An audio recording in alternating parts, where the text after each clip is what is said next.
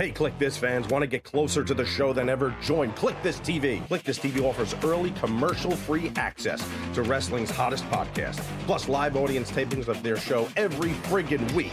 Head to kliqthistv.com now and get inside the show that's just too sweet. The following podcast contains mature language and adult discussion.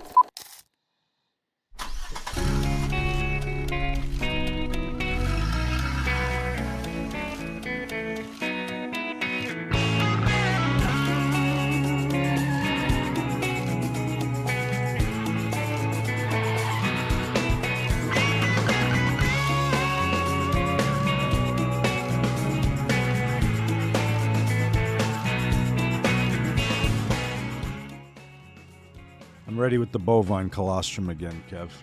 I got my fucking Armada here. You got it? You rocking too? You do the blood orange also? Yeah, you can tell by the fucking the color of these things, right? Well, I'm never sure when you hold up a bottle like that if it's the bovine colostrum or if you've emptied out. No, that's this. Oh, that's right. You got the medical gimmick now. Exactly. Must be a tight squeeze for you. I just saw the hole there. Yeah. I got an ice bag. Right, it's Take Kliq the This, swelling down. Kevin Nash podcast. He's Kev, I'm Sean, and you're here, and it's Monday. And tomorrow is Christmas Eve. Wow. Yeah, 2 days from Christmas. This one kind of snuck. You know why this one snuck upon us is because Thanksgiving was very late this year. Or you could just be like me and be a fucking Grinch, and they all sneak up on you. Well, you see, I think, Tam, I was talking to my wife earlier today, and I mentioned that it's going to be the Christmas episode. So I'm in the green underwear. And I said, Kev's not big on holidays, though. And she says, really? She said, Tamara impresses me as the type that would be big on holidays. Was that always the case? Well, it was when Tristan was alive. I mean, I got involved because, as soon as you have a child and, you want them to experience the joy and the magic of Santa and all that shit. So, but prior to your son. Oh, my mom. I know died. My mom died December 27th. My dad, my mom was Grinch. Right. Yeah. So, after your dad passed. After my dad passed, she didn't give a fuck. Mm-hmm. So then when my mom got remarried, and then my stepdad was like, Bob was OCD, so Bob always had the silver Christmas tree. Like he wasn't gonna put no fucking live shit in his house and have needles in the carpet, like. Right. Oh, they last forever. You put a real tree in there, the needles are living with needles forever. So, but we always had real trees, all of Tristan's life. Mm-hmm. But we always put the silver one upstairs, and since T's passed, like we have a silver tree upstairs. I think it's a 7-footer, and it sits in the middle window overlooking the pool. And if people drive by, you can see it. And I know people are just like, do they have a Christmas tree? And other people have said, like, your house is that house that always has that Christmas tree. And that's what you love when your home stands out to the general public. Well, no, to me, it's one of those things, though, that when you go upstairs at night, like the house is fucking pitch black upstairs.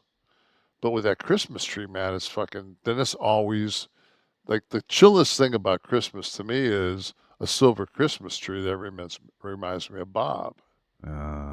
So every time I come upstairs, I think of my dad. So it's just kind of like, and it's the greatest fucking nightlight of all times. So that's the tree you leave up all year, because I know. Yeah. Right. Okay. So we're in need of it. Those silver trees, they eventually start to like turn kind of a gold as the sun bakes them. This one's probably about 5 years old. And then you got to keep changing the lights out because the lights burn out because we let it burn. We let the lights on 24/7. Is that the one? Do you have my angel ornament on that on the upstairs? I think that one's downstairs in the. We have a beech tree that's in the kitchen. What's a beech tree? I don't know. It's like a Christmas tree, except it's beech colors and beech ornaments, and it doesn't have any semblance to Christmas. It just has semblance to it. It's like. But is it like is it shaped like a Christmas tree? Is it like it's more cone. It's more of a, like, it's not as. It just sits in a corner. It's kind of. Right. It looks like something from a fucking Dr. Seuss book. Okay. Beech tree. Learned something today. Holidays are again upon though. us. It's the same thing. You walk downstairs at night, and instead of turning on a bunch of fucking lights and ruining your fucking night, you go down and get a bottle of Evian or something like that to take it upstairs. You just walk downstairs. You go by the Christmas tree. You go down the stairs. You turn the corner. There's the fucking beech tree. And then in the living room, there's the Tristan tree, which is the white tree with T sunglasses on them. That's the one I thought was upstairs when I would see the picture. Yeah, that's right in the corner of the TV room. Oh, okay. Kev, the holidays are upon us, but you know what else is upon me? Drones. Fuck yeah.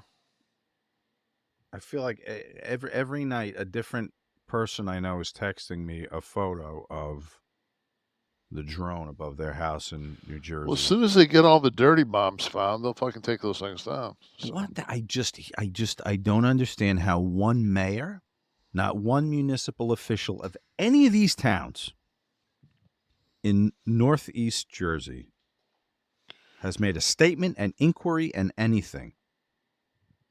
And why the public isn't demanding an answer. After the Warren report, do we really want one?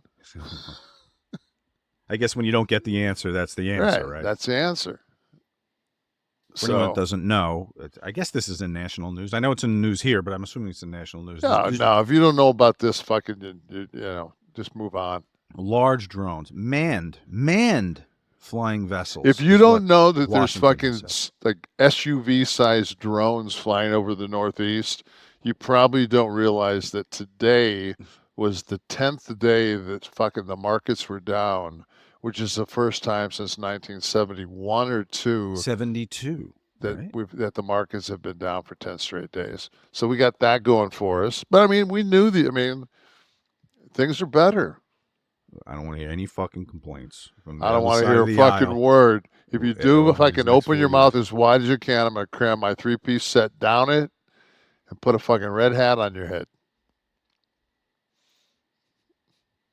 Take a photo of it and send it to Wes. That's right. What the hell are they looking for, Kevin? They're low. There's lights. They're not being clandestine. They're easy to see. You can hear them. What are they looking for? Joey Diaz? What is in Jersey that's so much?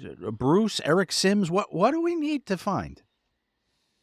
And why do they have to be low? You have military experience. Obviously, the technology we had. To pick up a dirty bomb, it's not like it's not like you have a satellite image of of enriched plutonium. But they can't send some kind of a heat map. They can't look through something to see where. There's no heat. All right, a plutonium map, and I would just feel like this is the last. The worst technology in the world if they have to fly low. I thought you were going to say lights. the last year on the planet. Roll the dice. Pick one of the next 10 because you're going to win. How many people out there know that fucking Russia shot a hypersonic missile into Ukraine? Define hypersonic. Hypersonic. I just broke it down in my head. Hypersonic. Fucking hypersonic. It's fucking faster than. It's like shooting fucking the old fucking Superman, faster than a speeding bullet. It's new technology. They were able to fucking knock this one out with a Patriot. Oh, so they intercepted it. They intercepted it. I think that Russia shot 6 cruise missiles and went and won hypersonic. But, you know. How long are we with this conflict already? How many months? How long are we? Yeah. A couple of years. It's over 2, right? Yeah. Well, I mean, you know, it's gotten to the point now when I still would like to know why Biden's swan song of leaving office is, yeah, you know what, man, let's go ahead and escalate this and fucking go ahead and fire some long-range missiles into fucking Russia. Yeah, that was an eyebrow raiser for sure. Yeah, right? Was that the day he pardoned Hunter or the day after? I think it was. Yeah, He's getting it all in. It's one of those fucking, you know, it's a 6-shot fucking grenade launcher. You got all 6 of them with smoke. Whoever's pulling the strings. Shoot as much smoke as possible so you fucking can do what you can to just, you know, my whole thing is, you know, God, I'll have to fucking pull it up because I'm not a listener, but I will be. But a buddy of mine, Jamie, sent me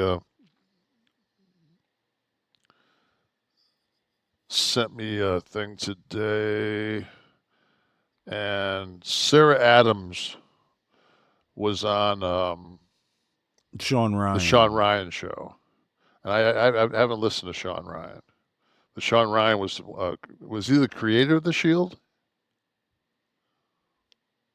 Creator or producer? Or maybe both. Yeah. Yeah. So anyway, so this Sarah Adams is fucking. She's a badass. She gave out so much information that the Pentagon fucking like smacked her with a fucking ruler. When did this was the most recent episode? This is, if you guys get a chance, this would be episode. Let me pull it up so I don't fuck it up. This is episode 149. 149, 8 days. Okay, so a week ago. Yeah. But they discuss the upcoming attack on America. There's basically 1,000 Al Qaeda, and they were talking about that there's clips, you know, of the Taliban at training camps, and how fucking like they look like Navy SEALs now, because all they have to do from morning till night is to train. Like that's all they have to do. And they with the religious component and the jihad, like a little prayer. I mean, little decapitation. You know, when I was had top secret clearance and I was working at the NATO site, you know, it was always a small, highly trained, highly motivated terror organization was what we were on the lookout for. You know, 6 to 11 people. We knew they were going to, you know, try to take the towers out with RPGs. We knew what their scenario would be, and we went to Hohenfels and we would train to defense this. But you know,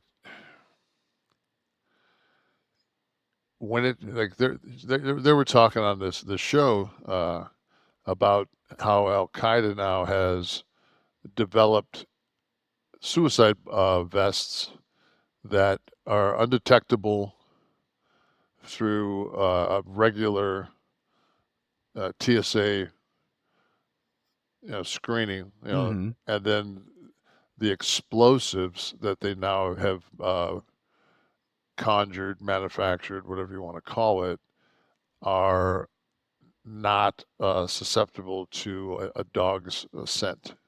So they're undetectable, basically. Yeah, pretty much.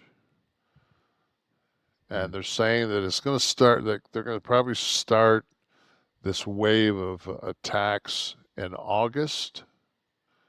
I think Northern Africa is going to be the start.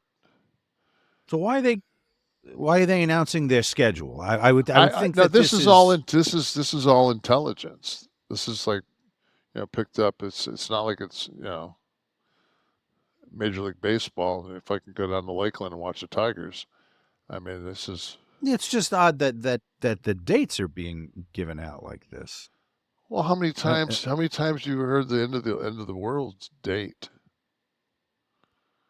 Yeah, a lot. They Nostradamus 1999. Right. So I'm just saying. I mean, that's just. I think isn't that part of the terror? Oh, because psychological warfare. Kind of Yeah. thing. I mean, if you say it's August 22nd, were you going to fucking get on a plane the 19th and fly someplace? That's the whole thing. The psychological. That's what terror is.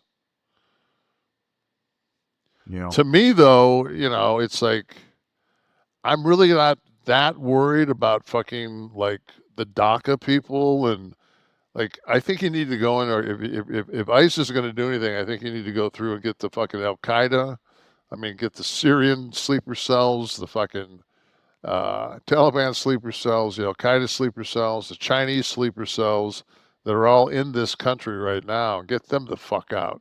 We'll worry about who picks our fucking fruit and vegetables at a later date. I think if we just sit back, Netanyahu will eventually get to that. He's going to clear things out, and then he'll be over here. They're going to be fucking. They're going to be under the attacks that are going to come to Israel's way when this wave hits will be relentless. I don't know. They have the Mossad's a pretty impressive defense force. But if you've got a way to go undetected, and all of a sudden, like every third day, there's a fucking bus full of people getting blown up, shit comes to a halt pretty quick. You do it. You fucking hit one major airline, and you shut down the airlines, and the fucking watch where the stock market goes. You think this 10-day fucking dip was something? Right. How are you feeling before we get rolling here? How am I feeling? Yeah, I mean, after listening to this today, it's like, who gives a fuck? Well, you're going to need that arm to fire upon the enemy if you. Thank if you need God, to hold a man, rifle. that I fucking taught myself to be ambidextrous with fucking firearms. And I'm actually, if I was to pull a firearm out, I would use my right hand. That's right. You're a lefty. I'm a lefty. But you do default to, because I know my wife's a lefty, and there are some things she's righty, some things she's lefty. Yeah, and it was like when I was taught to shoot, I was taught to shoot right-handed. Is there anything about the grip of a gun that favors one or the other, or No. You can use either? No. Right. So, all right. So, on the road to recovery, you seem. I've lost more weight, but I mean it's on purpose because I pretty much went carnivore. I'm just not eating carbs. Mm-hmm. I know that I'm going to have a pretty, especially at 65, I'm going to have without being able to progressively do any progressive resistance training, I'm going to lose a shitload of muscle over the next 3 months. But the beauty of training for 50 plus years is the muscle memory is there, and it's just like it'll come right back. So I got out of the shower today and I looked at myself. I said, "Whoa, dude, you look 65." Usually I look pretty fucking like I look at myself. Mm-hmm. I'm like, "Fuck, you look like today." I was just like, "God, man." Let me cover the mirror until when can you work out? 3 months? Yeah, but I'm already I'm doing the fucking pulleys and. I'm already doing some mobility. Like I'm supposed to have my sling on right now. Why don't you? Because it fucking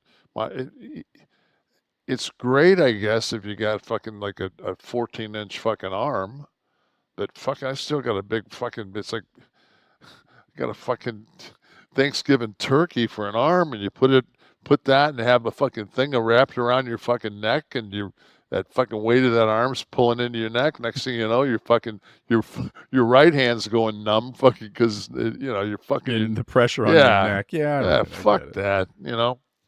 The thing is, they always say, and you need to keep your sling on so you don't fuck up. Like Hey, I've been cut on fucking 38 fucking times.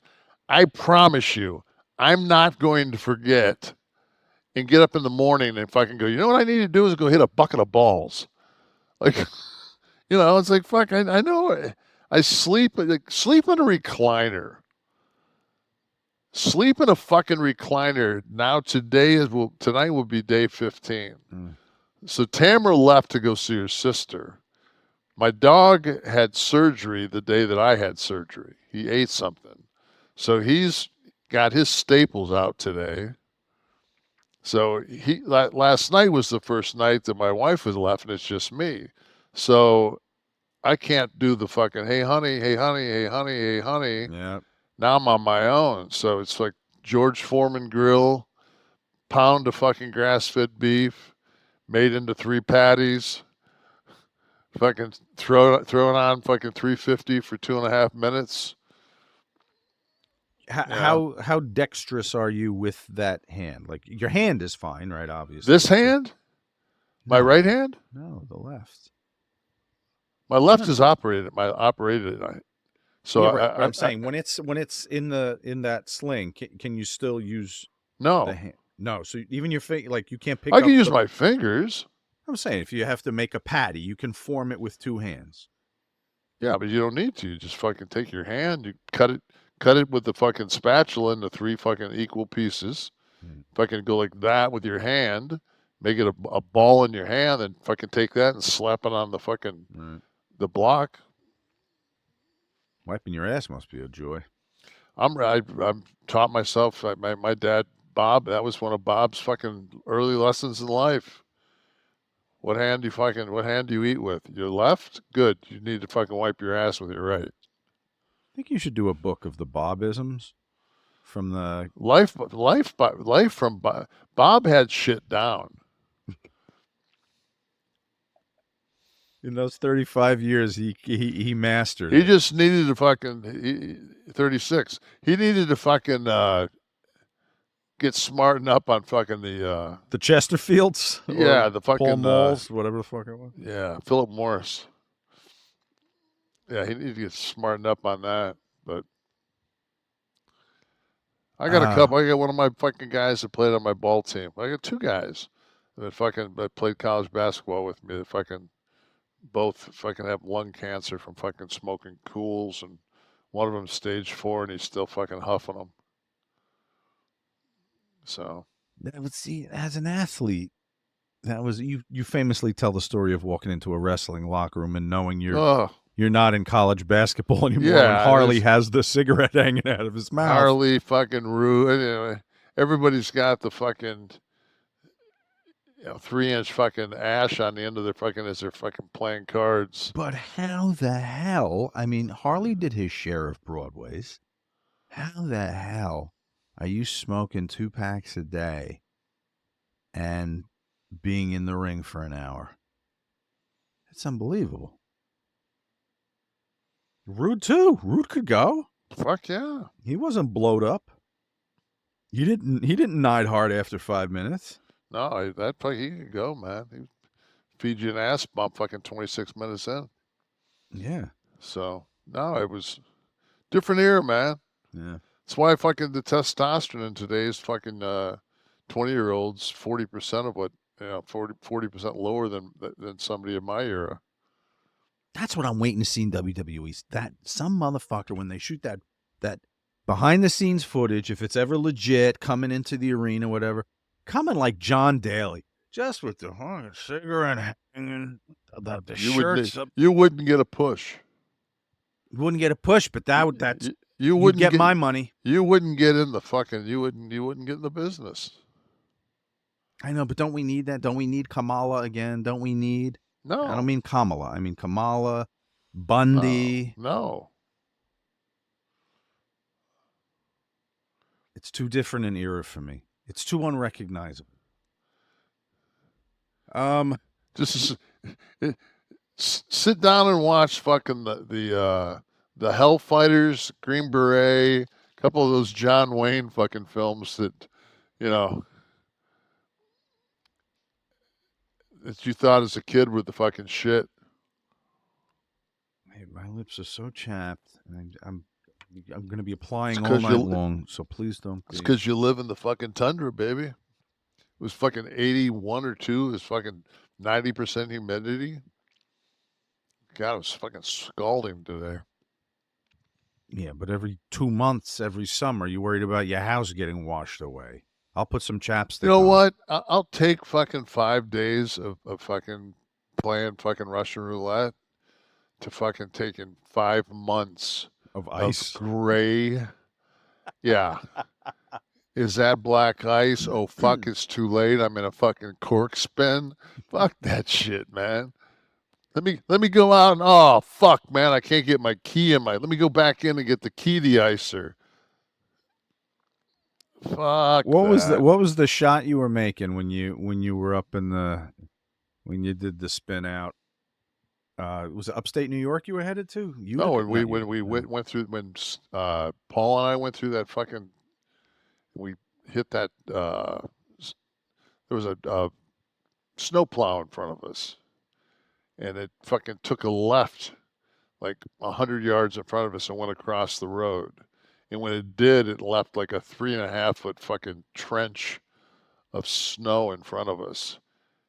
And, you know, we're driving, it's fucking snowing like a motherfucker, you can't see. And we were basically following him. So when he cut off, we kind of lost that visibility. And I hit that fucking, that embankment going probably 60. And it snapped the differential, the alternator. So slowly we were losing power. And I fucking got up over that edge and I found an exit. And fucking, there was a fucking motel. You dead rolled in front into of the us. motel. Yeah, basically. You did the fucking, Chevy Chase gimmick. and it fucking, yeah, and the car was dead, and I knew it was dead when we fucking went over the top of the hill, and I just rolled it down. There was a stop sign there, and I just kind of was looking each way, and it was dark. So I mean, if somebody would have had their fucking headlights off, we'd have been dead. But Paul was sick as fuck, man. I mean, he was just like, I mean, sick. And we made it. I called Avis and fucking told them that, you know, what happened. And they just came the next day and with a flatbed and dropped us a new car, and off to Burlington we went. Mm. No, there was another one where you crashed out and Bam Bam picked you up. Bam Bam was passing. Oh, that in a was Bronco. that was fucking kid driving. That was the Lumina van. Right. Oh well, yeah. Fuck, man. We just jumped the fucking median, and a car went over the top of us, and it was, yeah. We just dodged a fucking semi, had that car go over the top of us, and then fucking took a hard left into a fucking 6-foot oak tree. So, my favorite part of that story is after the fracas is over, Bam Bam it happens to be passing by, and was it a Bronco? He had some kind of truck. yeah, a Bronco. So you guys were able to get in, and the other guy in the accident, the car that flew over you, ran up to the car. He said to Bam Bam, "You mind if I use your phone real quick?" Well, Bam Bam I had ain't give him my minutes, and he took off. Well, Bam Bam had one of those, like, same as I did. He had one of those bricks.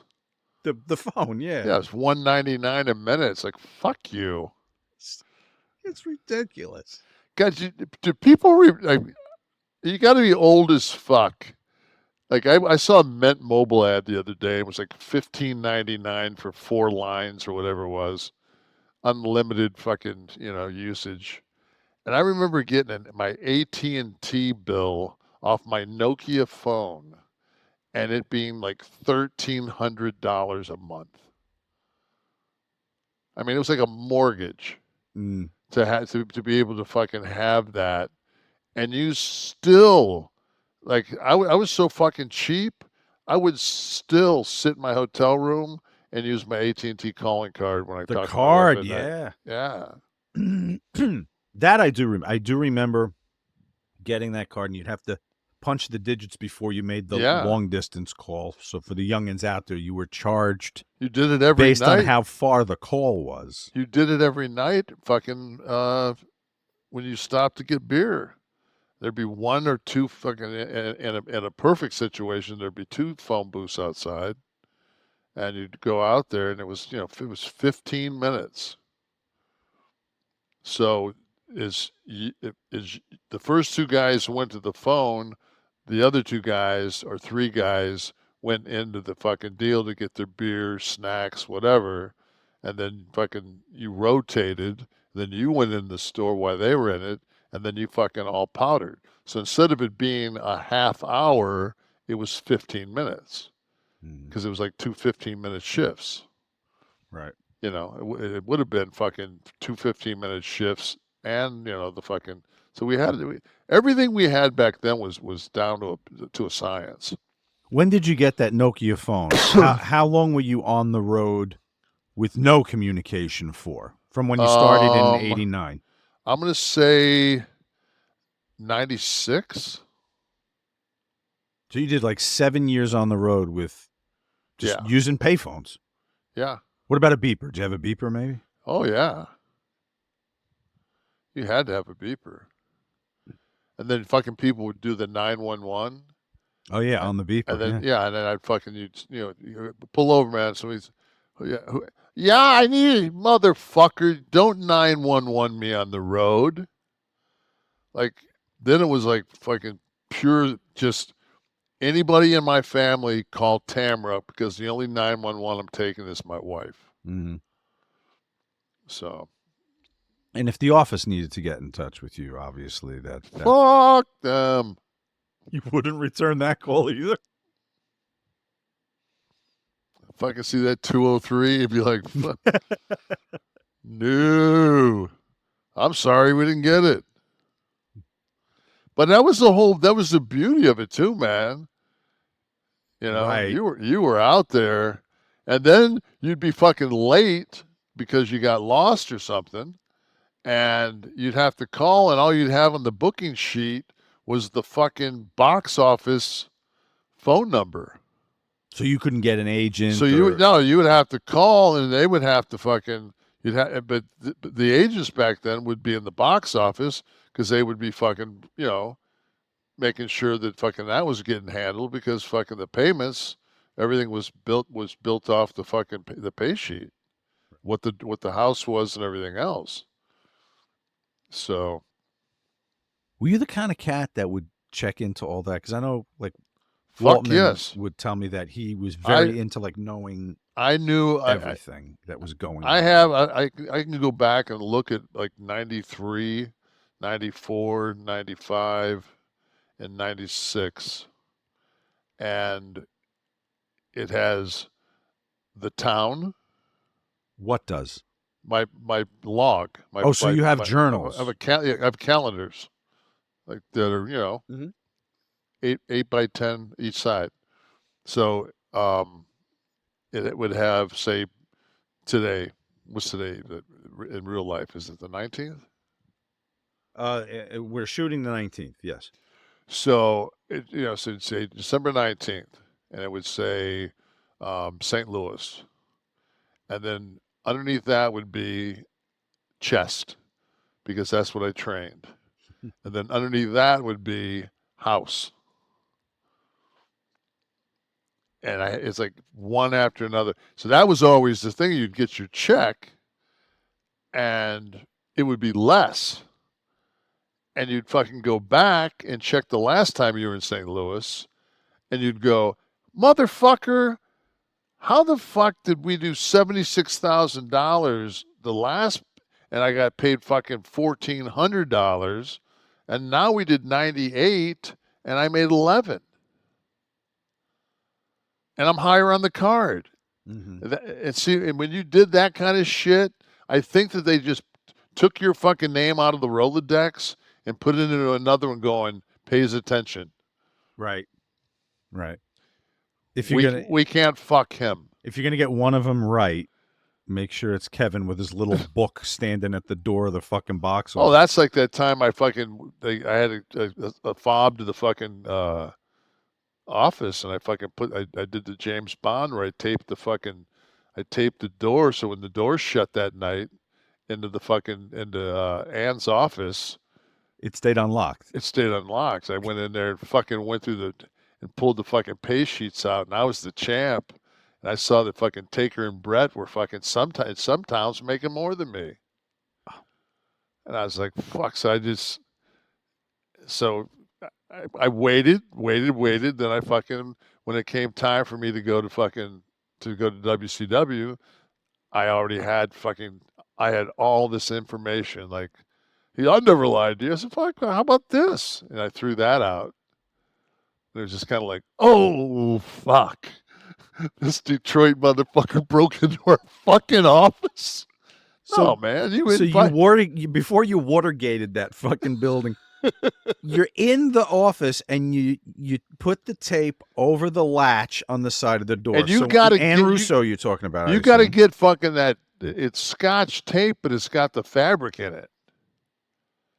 Because Scotch tape won't hold that bolt. Right. But that Scotch tape that's got that. I haven't heard that one. That's a good one. Oh, yeah. Some people were listening last week or watching, like Bless Bands, who says, hope you're healing well, bro. Prayed for you the entire time. Love you, man. Thanks, man. I appreciate that. Frankie Lopez, greetings. I'll take every prayer I can. I'll tell you one thing. This time, for some reason, like before I went in, and I found God, man. It's like I found my religion. Whatever you want to call it, man. Like that socialization process from Detroit with Bob going to the Methodist church. Man, I said the Lord's Prayer. Please, forgive me of my sins, and I'm going in, and please don't take me from Tamara. Don't put this on her lap. And I went in, and I came out, and man, it was rough coming out, and it was hard coming out of that fucking anesthesia. It's like being in a fucking tunnel. So this one was different. We said 38 surgeries last week, but this one was different because of the time of your life. And because this is the only time in my life that I fucked my back up, so I've kind of pulled back on doing anything. So that I'm for all intent and purposes, besides the podcast, I'm retired, and I'm not doing personal appearances. I'm not doing anything, and so when I went in, my mentality wasn't, I got to get in there and out because I got fucking 3 months before I got to be at this, and I got to do, and this was like, I just got to wake up. And I got to fucking take my time. And I got to I don't need to push my fucking, my repairs.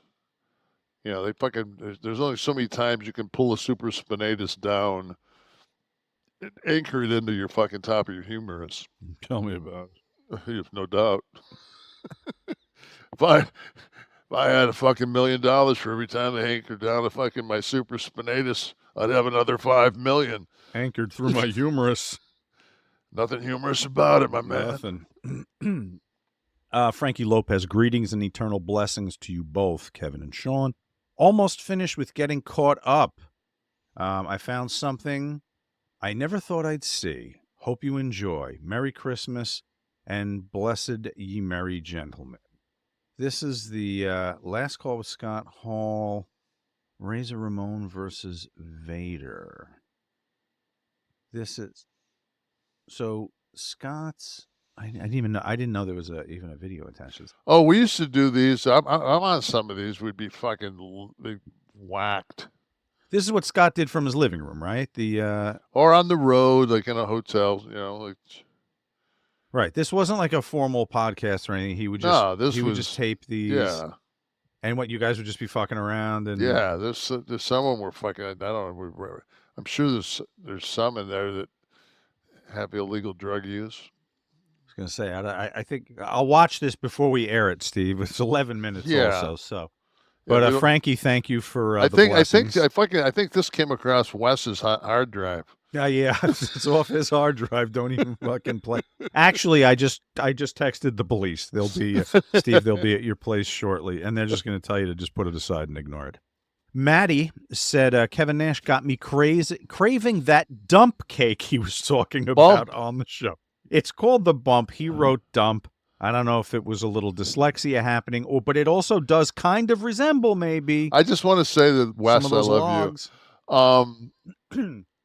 So, lo and behold, my brother listened to the show last week. This week. He listened to it on, I think he finished on Tuesday.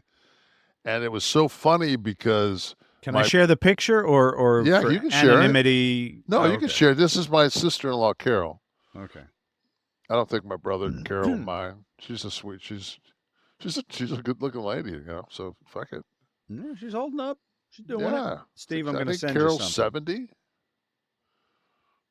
So she'd want all that out there, Kev. Huh? I don't know if she'd want all that out there, Kev, but she's fucking real, man. Our family's real. We don't play any of that bullshit. Guess how old I am. Ah, fuck. Again, open your mouth. Here comes the 3-piece set. Here's a red hat. I'm gonna put it on backwards. Can't tell from looking at you, honey, but pop those dogs out. I'll let you know.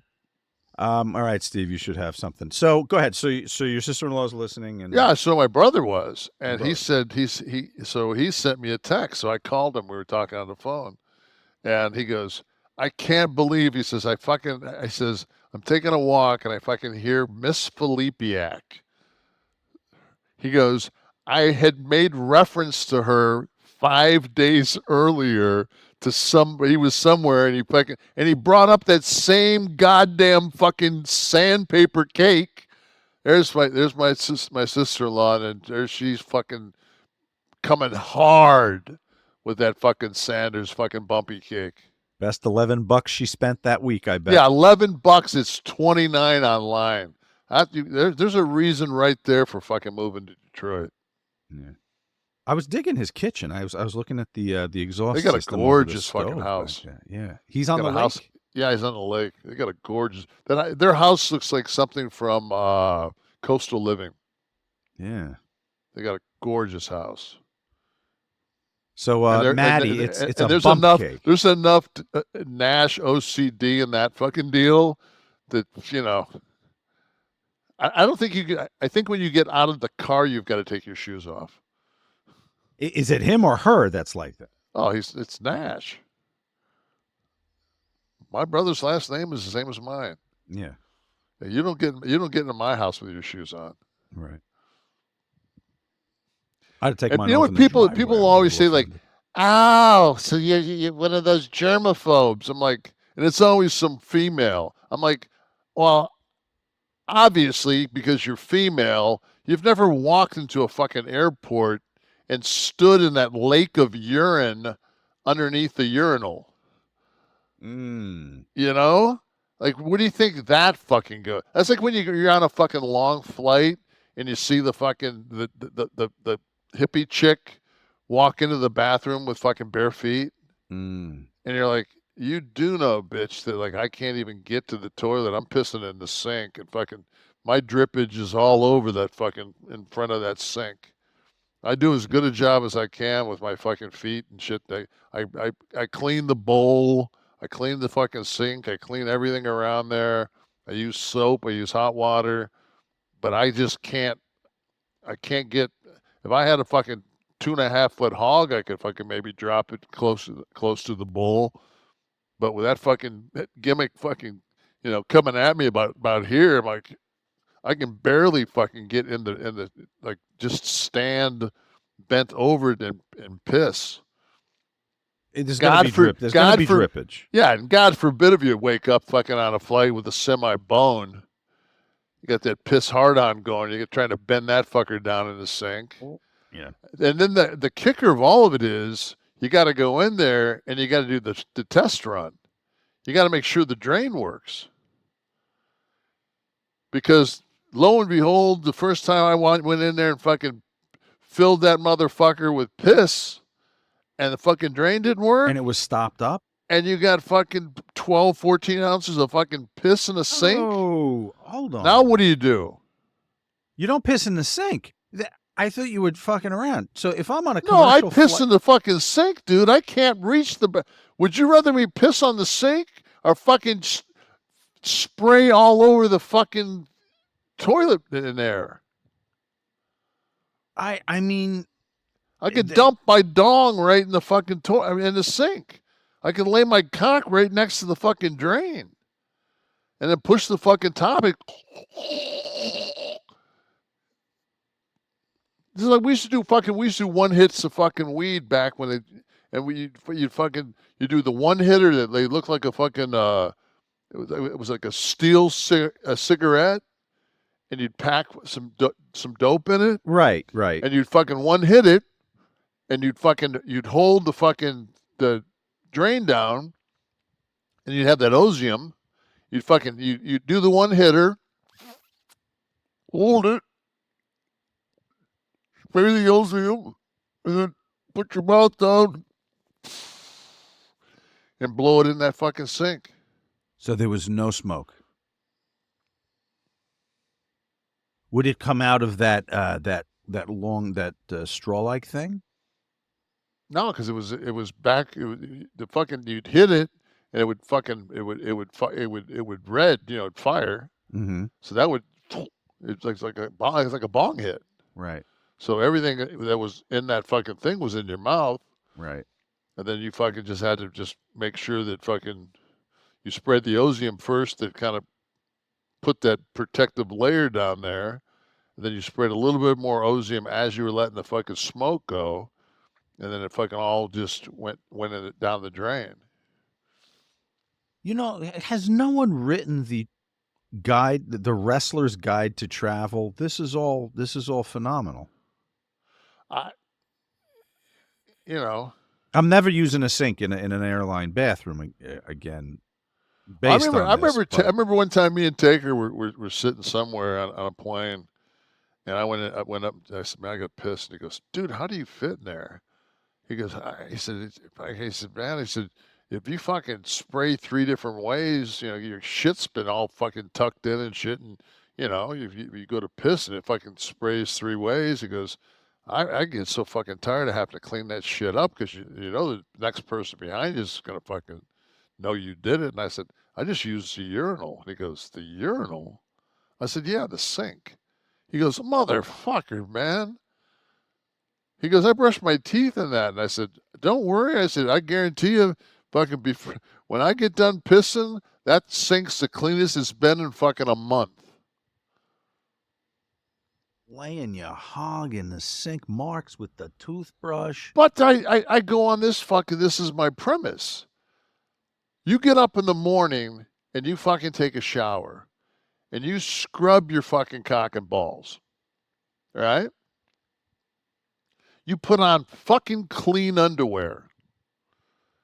Put on your fucking shorts or your pants. You go to the airport. You fucking touch everything. You walk in the bathroom. Now, what should you do?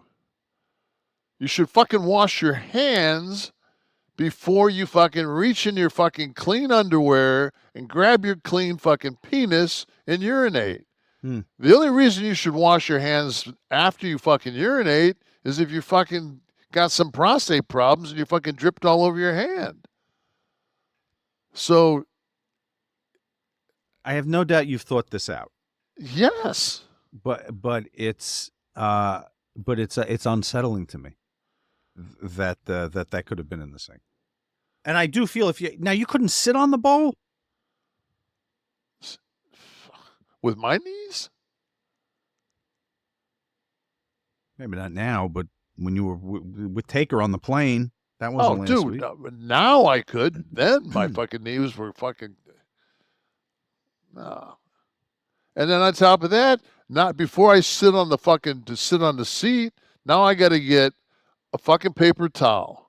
I got to fucking put soap on a paper towel, and I got to have a fucking clean the seat, and I got to clean the seat. I got to do all that shit. Then just to fucking piss like a bitch. I was taught not to sit and piss. I'm saying out of necessity, maybe not Out of preference. necessity, you stand up, you fucking tall drink of water, and you piss in the fucking sink like a goddamn dude. Like a goddamn man. Piss in the sink like a goddamn man. Fucking throw that fucking hog out and fucking just say, hey, look at that piece of meat or something like that, you know? All right, I guess I shouldn't be as... Sometimes it fucking with proper lighting at night, in that mirror, fucking your hog's beautiful. Has a nice glisten to it after, No, it's just fucking, after being tucked in your sweats on the sometimes, flight to man, Osaka. Sometimes you get a fucking little blood flow while you're sleeping, man. You pull that hog out and fucking marvel at it for a minute. You know what I pulled out and marveled at the other day? How many goddamn subscriptions I was paying for, Kevin. But you don't have to anymore, thanks to Rocket Money. For anyone that does not know, if anyone does not know, you haven't been listening to this show, for God's sakes, but Rocket Money, like a gift from God, allows you to see all of your recurring subscriptions in one place, just like you see on the screen there. The interface is beautiful, idiot-proof. You scroll down, it's telling you what you're paying every month. Look at those numbers, $49.99, $139. And with the tap of the screen, your subscription's canceled. Rocket Money does it for you. Okay, so they're making it completely easy. So it's knowledge first. What am I paying for? And then get rid of that shit that you don't want. It's not time consuming. It used to be. You'd have to find how to unsubscribe and go through. No, they do it for you. They've taken the challenge out of doing this. You're going to see all your subscriptions in one place, know exactly where your money's going. And for the ones you don't want anymore, Rocket Money will help you cancel them. Their dashboard gives you a clear view of your expenses across all of your accounts. And you can easily create a personalized budget with custom categories to help you keep your spending on track. This is a total finance app, my friends. You can get alerts if your bills increase in price, if there's any unusual spending activity, or if you're going over your budget, then you need to know things that you might have been aware of. There's a new goals feature that automatically saves money for you, so you don't have to think about it. Pay off your credit card debt, put away money for a house, or just build your savings. Rocket Money makes it easier. Guys, Rocket Money has over 5 million users, saving them a total of $500 million in canceled subscriptions and saving individual members up to $740 a year when you use all of the app's premium features. Guys, cancel your unwanted subscriptions and reach your financial goals faster with Rocket Money. Go to rocketmoney.com/Nash today. That's rocketmoney.com/Nash. Thank you. Let them know we sent ya. Let's You know what's good about Rocket Money is when you order, something online, one of those Amazon gimmicks, and they put, $69.99 if it's subscription, if you get it every 2 months or whatever, or right. $79 for one time. So you put the $79 for the one time. Next thing you know, fucking 2 months later, boom, here comes You're on the another subscription, one. right? And you're like, how the fuck you Google? You can't fucking find it. You get on Rocket Money, they fucking suck your cock. And you know what? Sometimes it's almost impossible to cancel some of these. My wife had a beauty product that kept coming, and she would email the company. She'd talk to people on the phone, and they would say, we don't see that you have a recurring subscription. And every month, this goddamn, I don't remember what it was called, it would show up at the house, and it would be billed. See, if we had that on Rocket Money, they would have handled the whole thing for her. Had I only known back then. I'm going to throw out a little fucking man skincare advice right now. Okay, I need it. Go ahead, tell me. So I have a bit of a glow for 52, though. Yeah, no, you got. I'm fine. I look like I'm the crypt keeper. No, you have that colostrum glow, brother. I mean, I just fucking I'm drained, but my skin was getting so dry on my face because I was just you don't shower as often when you're fucking all bandaged and shit. I finally on Tuesday I went to my surgeon and they took my sutures out, And now I don't have to fucking take my fucking bandage, these big ass fucking pad bandages, take 3 of those fucking things off, wash it with Hibiclens, and then put these fucking things back on. And so it was like I would shower every other day because, it's like fucking wearing underwear. Like if I'm just sitting in my fucking recliner, I don't have drawers on. No reason to fucking be farting and fucking destroying a pair of gym shorts and underwear. So I sat there the other day and I said, man, and I was looking across, I could see my briefcase sits in this one chair. And I said, fuck, I wonder if I still got that beef tallow in my gimmick. And it's this beef talon fucking. That's been popping up on my Insta. Oh, dude. Seriously? Unbelievable. This is my 3rd day. Like I would wear a white t-shirt and like I would like rub around my eyes and shit during the day, and I'd look down like, do I have dandruff? What the fuck is it? Was my skin was so dry, it was just flaking. For 3 days now I've been putting this beef towel on my fucking face.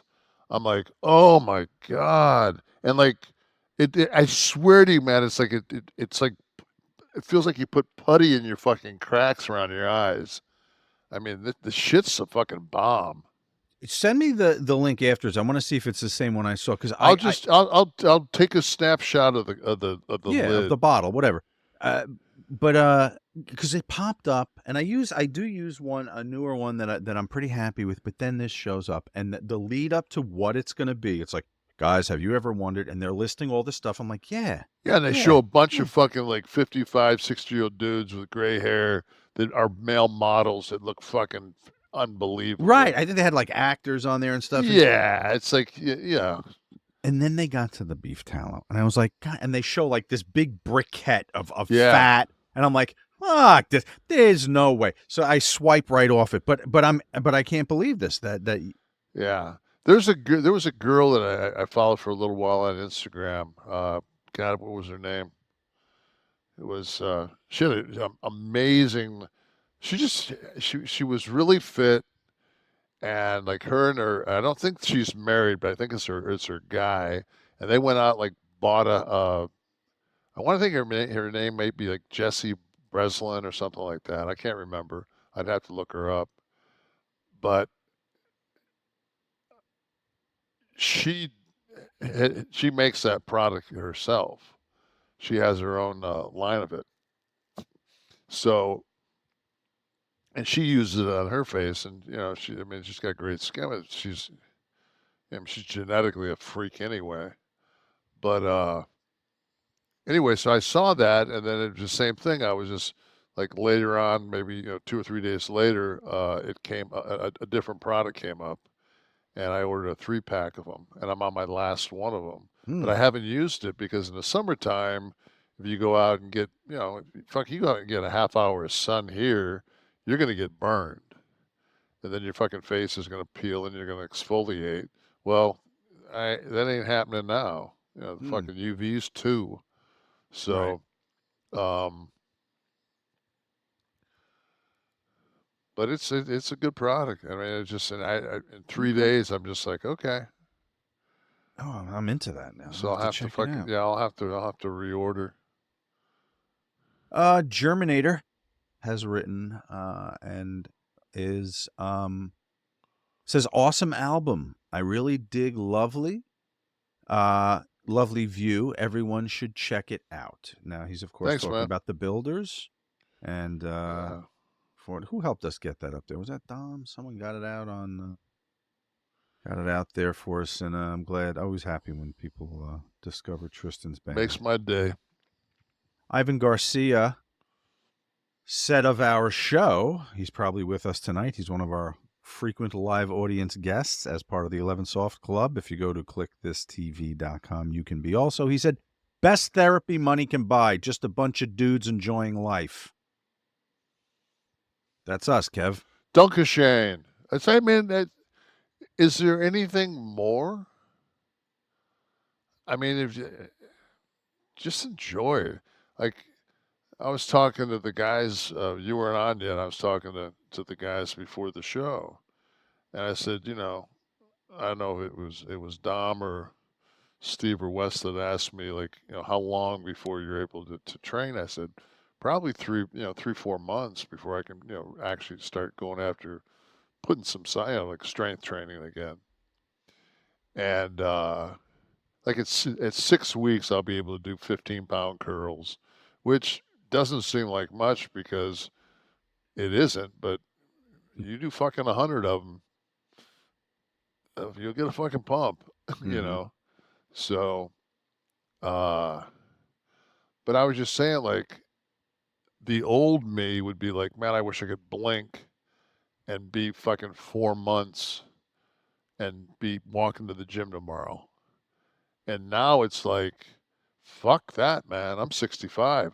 I don't want to fucking blink 4 months away at any point. No. Time is Like, precious. I fucking every, the one thing I'll say about this recliner life, good luck getting more than about 3 hours of sleep in that motherfucker at a time. So, I mean, I'm up. My wife walked down the other day and she goes, what are you watching? I said, Fox. She said, why are you watching Fox? I said, after fucking Joe and Mika went down to Mar-a-Lago and kissed the ring, I said, I'm not gonna watch them. I said, I'll watch Fox and Friends. At least they were up front with their intentions the entire time. Yeah. Consistent on the Fox network. They don't hide the agenda. Talking shit and then fucking, Are we going to talk at all about? Well, let's see. When I tore my labrum. David says, when I tore my labrum, distal biceps tendon and rotator, I had to sleep in a recliner for months, and it was just horrible. That distal bicep tendon is such a motherfucker. Your distal bicep tendon is the one that hooks to your elbow, which does this. It supinates. Oh. So you got to fucking, not only do you got to let that fucking heal and mend, but then you've got to get your fucking supination back. And the easiest way, when I tore mine, I used a hammer. And I got like a really lightweight hammer. You just put a hammer like this, and then fucking do like that. And then rotate left, right. Because it's the heavy weight. End. Yeah, that distal. Poof. There's your repair. Anchor fucking right into the fucking bone there. God. Nothing humorous about that. No. Oh, David, feel for you. Yeah, that's so. What I have is I had a slap tear up in my shoulder, and so that long head of your bicep goes way fucking up and connects, up in here, and when it snapped, it took some collateral damage with it, and so they went in and cleaned all that up after they did a I think it's called a tenosis or something like bicep tenosis, a tendinosis or whatever it is, but they drill. Instead of it being connected here, they go down and kind of in your bicep groove. Yeah, we brought up a still of that last week. So it looked ridiculous. But the supraspinatus, they've got to put anchors into your fucking humerus. And then they got to pull that motherfucker down with suture, and then suture all that fucking that shield down. The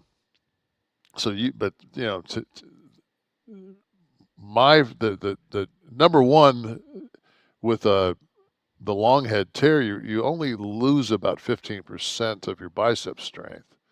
With a distal tear, you're basically impaired. You can't use your bicep. So. Wow. Frenchie the Villain. It's weird to have a wrestling podcast and not watch wrestling. Well, I don't know that we're a wrestling podcast. I think we were actually, Spotify told us we were storytellers. No, I didn't say that I didn't watch wrestling. I said I find it difficult to watch wrestling.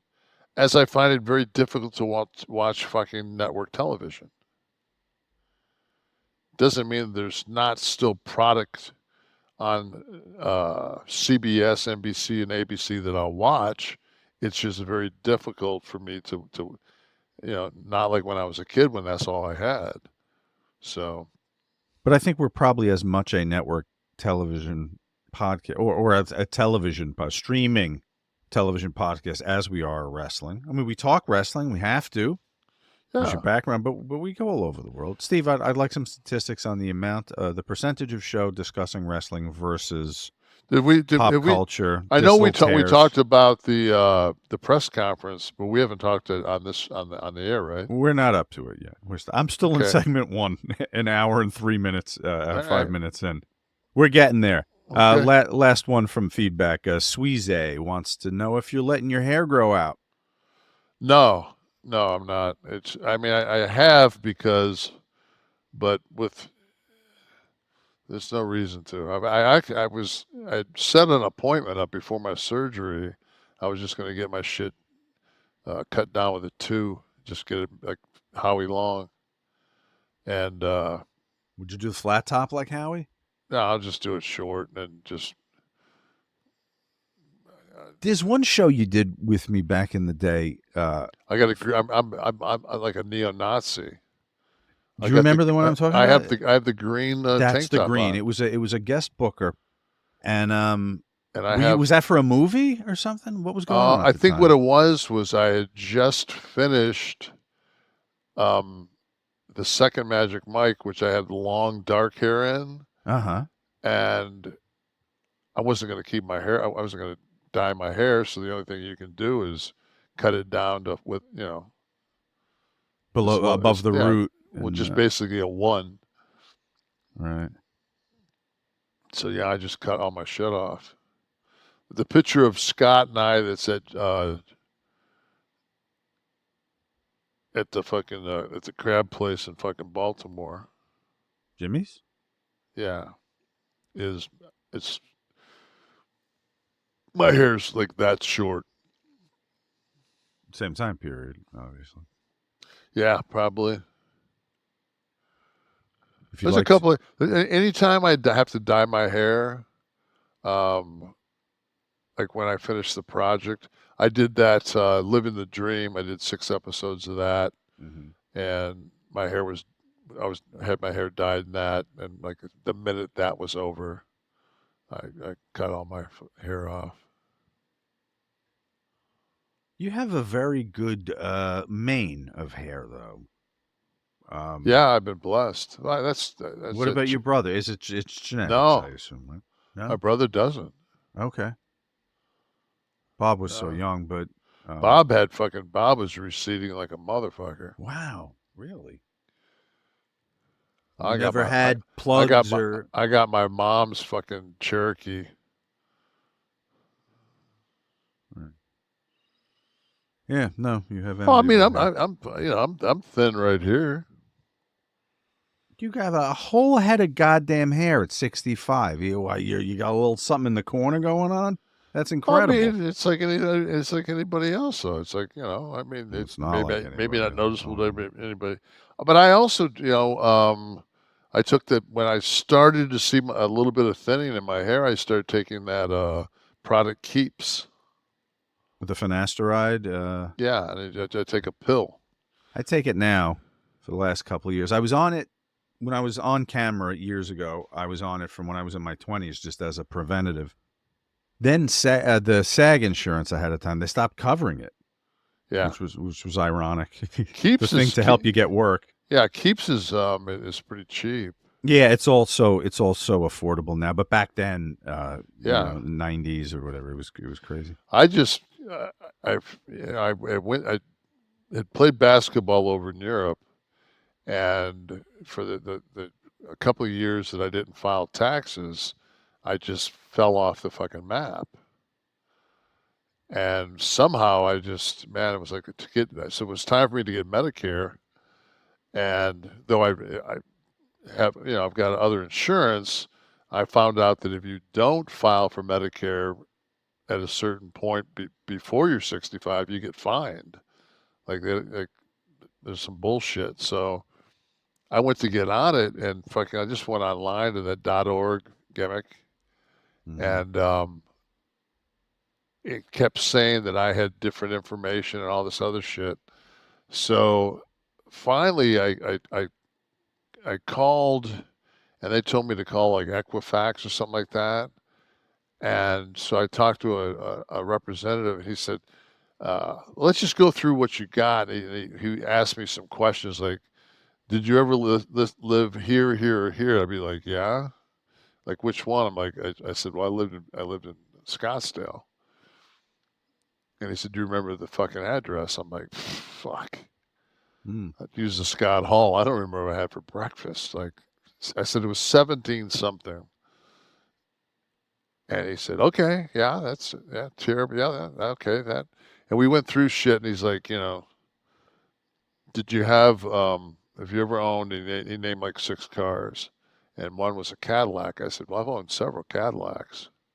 I said, matter of fact, I got a 74 Cadillac I just bought like 6 months ago.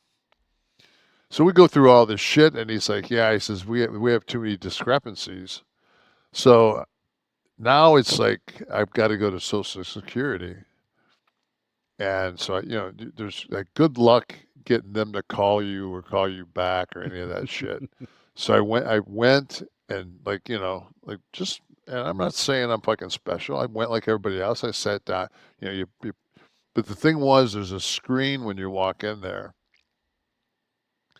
and you walk in, and it, you punch your Social Security number and all this other shit, and it gives you a ticket. And you go to fucking the glass booth that looks like a fucking party store in Detroit. And you're trying to get a fucking 12-pack, it's fucking bulletproof glass and all this packaged shit. goods. Yeah. Yeah. Over in the fucking Rouge. And I sit down, and she, she tells me what I need to bring, So I'm one of these motherfuckers that just, I've always believed like to keep shit. So I came back, and she says to me that, so now it's like I need to prove that I'm me. So she says, well, it says here you were in the military. I'm like, yeah. So she says, well, you wouldn't have, like, it's just like real, like flippantly says, well, you wouldn't happen to have your DD4 form 214, would you? I'm like, oh yeah. She goes, you have your 214? I said, yeah. When I was de-roast out of fucking of the armed services, I said, they told me I'd get one copy and one copy only of this. So I said, I've always, wherever I fucking moved and wherever my banking place was, I put it in my fucking safe deposit box. I said I've had a safe deposit box wherever I fucking live. As soon as I fucking, if that's going to be my place of residency, I get a safe deposit box. So I as soon as I handed her that through that fucking slot, it was just like, and then to follow it up, she goes, what else did you bring? I've got my fucking footprints, Detroit Harper Hospital, original fucking, with my feet prints from fucking July 9th, 1959, with the fucking seal. And you know what? I've always said to people, I always say, when were you born? Because that sets up your fucking biological clock. Fucking, like, like I was talking to my friend Peggy the other night. We went out to dinner, and she's like, yeah, she's just like, I'm like 5:12 in the morning, and she's an early riser. And I said, guess what time I was born? And they're like, I said, 5:49 p.m. I was 5:45. That's Yeah. fine. Yeah. Yeah. And I was always more of a night person. Always, right? And then it's like, if I get to 4:00 and if I don't if I'm not in bed by 4:00, I'm fucked, because it's almost like I get like a fucking invisible rail of coke. It's like when I drive, man, if it's fucking dusk, I'm tired as fuck. As soon as it gets fucking dark, man, I can fucking drive. But now I go into vampire mode. I can drive all fucking night long and not stop, piss in the fucking jug. But man, if that fucking sun starts to come up, man, I got to be off the road. Right. I got to be off the road. So yeah, so I got my. It took me. I swear, like I've been working on this for 15 years. It took me fucking an hour, and then I already got my Medicare. I've already got my cards, everything. So by having that, like, so this is how fucked up Screen Actor Guild is. Like, I made over $40,000 last year in like residuals. So, but I didn't work on a project. Right. So what they count on is that you'll take your pension by then, and as soon as you take your pension, then your residuals don't go towards your earnings. So I talked to 2 or 3 different people, and I got fucking the emails and everything else from them saying, no, like you've requalified, and they're like, oh shit, like at 65 you have to do a session. Like I turned down so many fucking 2 and 3 day shots on fucking like little projects. I could have done one of those and got full Screen Actors Guild. So now I got to do Cobra, but my Cobra's like for me and my wife, and my primary being Medicare. My Cobra is like $400 a month. My buddy's paying $1,700 for my coverage for himself a month. Wow. Yeah, mine's $400 for me and Tam. So. Wow. But that's because of the sizable contributions you made in the years prior. Oh, yeah. Once you got vested. I'm 20. I want to think I get my pension for like 25. I think I'm 25 years vested now. Yeah.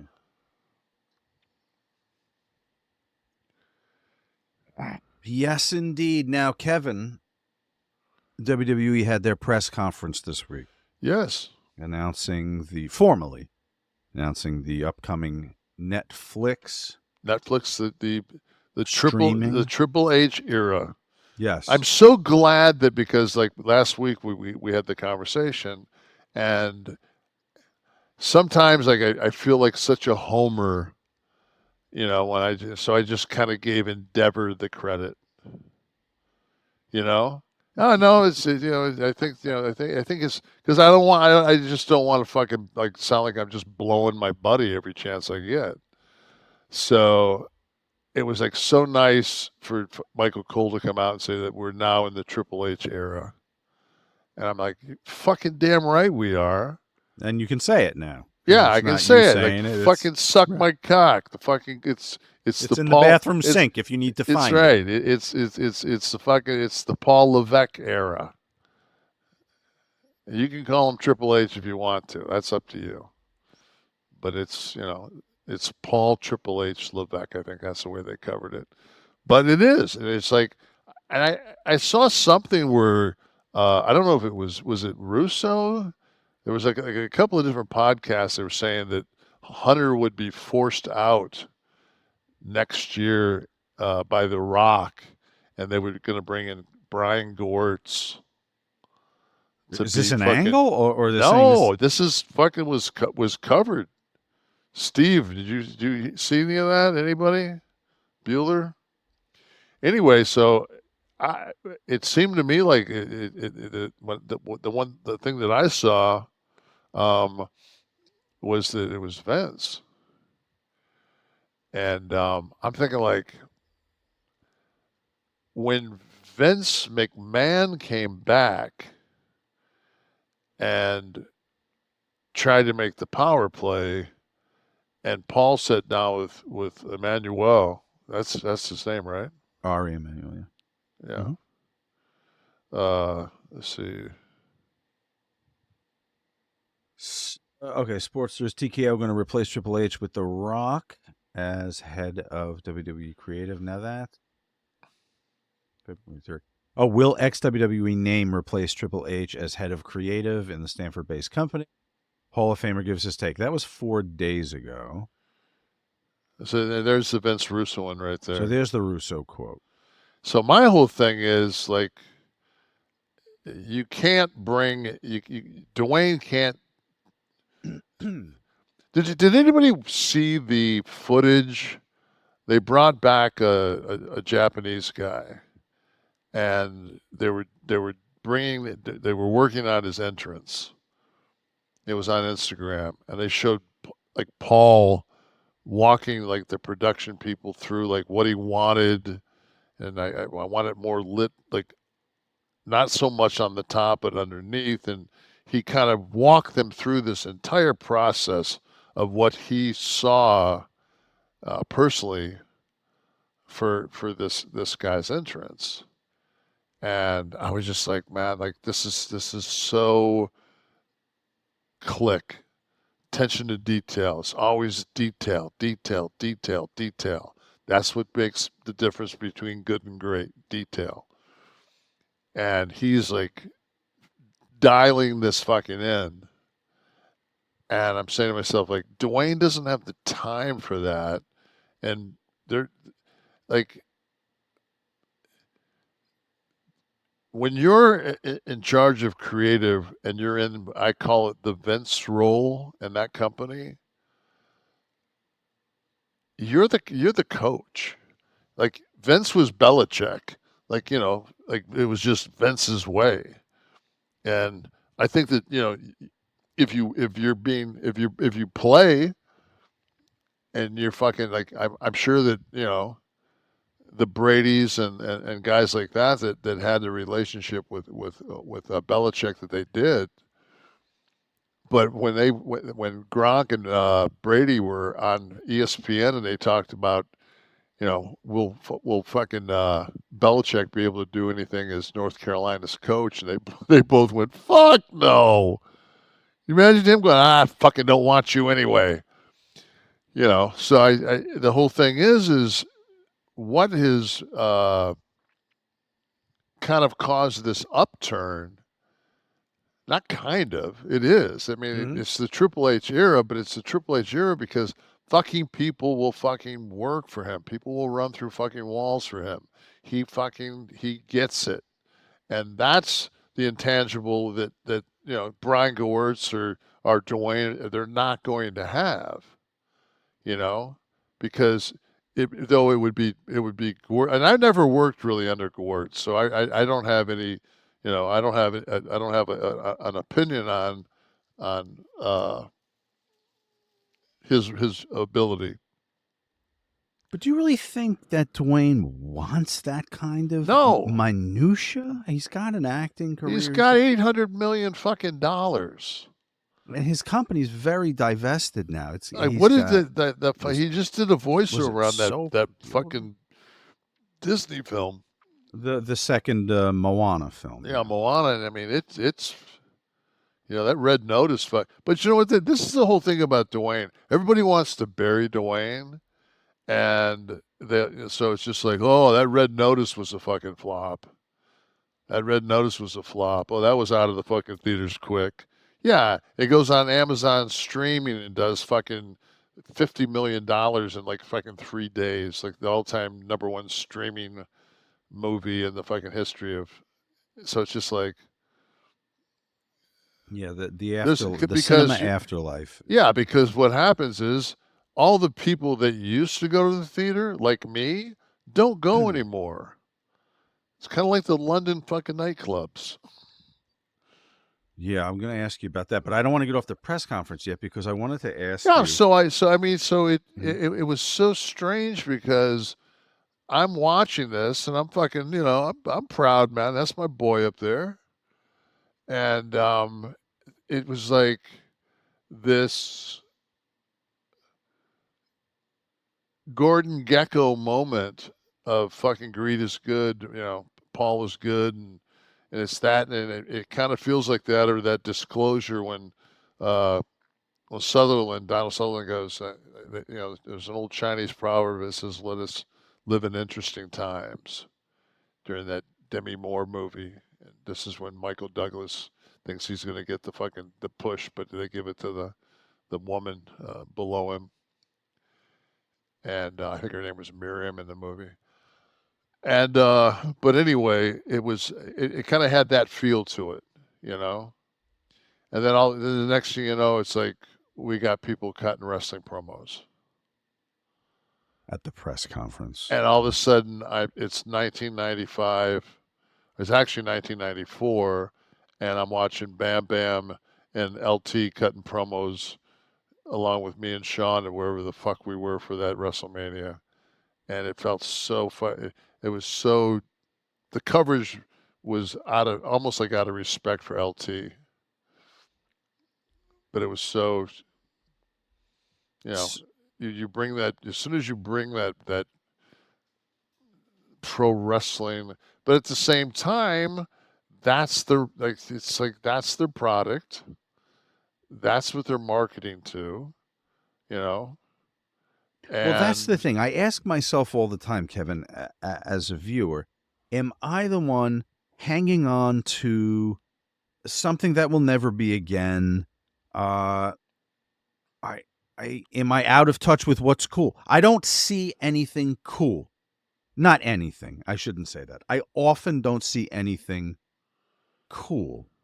And I don't mean, ooh, that was a cool move. Something that exudes cool. I think that in order for you to be, for that to have worked for you, that press conference, see, like, I was absolutely invested in WrestleMania. And when Dwayne came out at WrestleMania, that pulled me in, and he kind of blurred the lines a little bit. Exactly. The whole lead up to it too. The only time I've really been invested in, I guess, the last 10 years was what they did this past year with Dwayne. And to me, it was little things like when he fucking whipped Cody, and then it was like that secondary camera shot, that's all you need is that fucking you've got to do that. If it wouldn't have been another camera shot telling me when Rock basically says, don't tell me we're fucking clear. And he fucking snags on him. He fucking hits him once or two, one or two more. Like, okay, we're clear. Now they're all of a sudden from that you can see the camera that was shooting it. POV changes, and Rock turns around and goes, "Don't tell me we're fucking clear," and he whacks him 2 more fucking times. Now you've taken it from what I'm fucking programmed to know as a work, and now you've blurred that line. Right. Even though I know that it's not, it's just that I appreciate so much that. I need that. I need that effort. It's like, I haven't been following as closely as I wanted to, but the fact that fucking Cody took the pile driver and fucking, like, if you watch that in slow motion, it's Kevin Owens can. There's a fucking clip that I saw on Instagram of him tossing somebody into the turnbuckle, like out of a power bomb type thing. It was crazy. Like he can do some fucking crazy, but he obviously he took care of Cody because they wouldn't have put Cody, who's their kind of their fucking branded guy. They wouldn't have put him in that situation. I thought it was fucking. It made me feel so good to see that winged eagle back. Of the belt. Yeah, it's just like, oh, thank you. Thank you for fucking. Because everything else, I couldn't tell if somebody forgot the belt and they went to Target and picked it up. So, like the winged eagle is just like, oh. And I'm sure I'm biased because that's the belt I carried, but, Hogan was the first one to have that winged eagle. So, they put Cody in the hospital. Mm-hmm. You know, and they fucking said that they gave a medical report that said that, there wasn't any permanent damage, but he did have a bruised spinal. Like, they went that extra, and then I watched Busted Open. I watched a fucking clip on Busted Open, and Bubba was like, "What they need to do right now there is fucking Kevin Owens needed to fucking when Triple H got in his face, he needed to pile drive him." And I'm thinking, That Paul needed to pile drive? no, Kevin Owens needed to pile drive fucking Paul. And I'm saying, that's not okay, so Kevin Owens a fucking wild card, and he pile drives Paul. Now the only thing that makes sense is Paul fucking presses charges, and Kevin Owens gone. Like, that's the only... keep it believable. Yeah, he's gone. You're fucking fired, right? Yeah. I got 3 fucking... I just put a daughter in college. You don't fucking put your hands on me. Right. You fucking... You took my made man and fucking almost paralyzed him, and then you're going to put your hands on me? And you're going to stay a part of this fucking company? Fuck no. So, but they're looking at it from the wrestling bubble. Yeah, right. From the wrestling bubble, then fucking, like Mark Henry said, I got fucking goosebumps. I'm like, I just threw up in my mouth. Like, if you want to keep it real, you got to keep it fucking real. You know? Right. The days of fucking burying somebody alive on TV, nah. Well, that's the thing is, and there's a separation generationally, but also you talk about the wrestling bubble. How much is acceptable in that believability scale varies on what the person wants from wrestling. My believability, I was able to suspend disbelief and have fun with the late 90s stuff, the Russo stuff, the NWO stuff. It was unpredictable. It was fun, and you never knew what you were going to get. The characters were cool. The bad guys were cool again. And then ECW. I was able to suspend disbelief because it really looked like they were killing each other and were. But I mean, and it's like I just have been sitting and watching. I guess my new favorite fucking creator is Sheridan. And so I was watching the mayor of Kingstown. And Kingstown, so this is supposed to take place in basically a fucking small Michigan city that's like down by Grand Rapids. Like, that's, they always make proximity to, like the brother was going to go get a job and he was going to be put in Benton Harbor. We're going to work with the Stadies and be in Benton Harbor. But so this fucking town has a shootout with the Bloods. No, it's the Crips, the Aryans, the SWAT, and the police all on the 6th Street Bridge. And it's like, this is the last episode, season 3. This fucking firefight. And so I'm sitting there watching with Tam, and she says to me, she goes, what would we do? I said, number one, fucking not live in Beirut. Like, there's not this shit, nothing like this has ever happened in America. Like that, the 2 guys with the armor that fucking happened in California after that bank robbery. Oh yeah. Like, that's the only thing in my fucking lifetime that I can think where there was a shootout that was 20-minute shootout. Right. Of that kind of fucking, So I'm like, that's why, like, the movie Heat, when they fucking, when they had that fucking shootout and Sizemore gets shot and, fucking Kilmer takes one in the fucking neck from Pacino. Like, that's such a fucking classic scene. That's such a great firefight. That's like That's a 4-ball film. That's all testosterone right there. Yeah, but that's everything that Sheridan does. It's Mhm. fucking it's high testosterone and it's fucking blue collar, but at the same time, the dialogue fucking gives you knowledge that it's like okay, like it all like it works. Everything pieces together to the point where I don't fucking feel like I'm watching Trapped. That's the barometer. That's the Yeah. low bar by which. Yeah. I go to a Taylor Swift concert and I spend the entire concert after paying $3,300 for tickets walking around the concourse. So, Boy, Knight's taking a fucking beating on this show, boy. they'll show him to ever produce anything like that. yeah. Man. Josh, just if they ask you the last movie you're in, just say Black Hawk Down.